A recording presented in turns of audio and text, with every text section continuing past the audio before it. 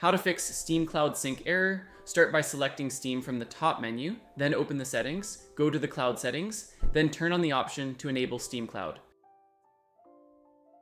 Close and head back to your library, right-click on the game you're getting the error with, then select Properties.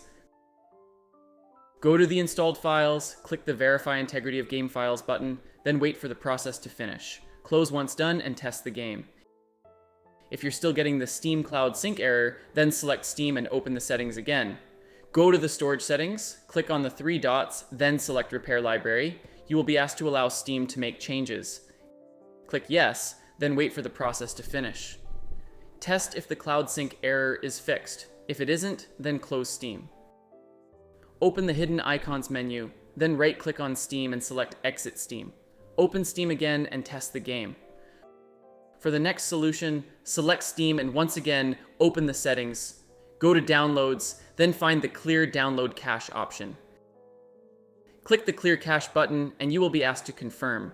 Once done, you will need to sign back into your Steam account. The final option is to restart your PC. The Steam Cloud Sync error should now be fixed. That's it, a few. If this video helped you out, please like and subscribe for more tips.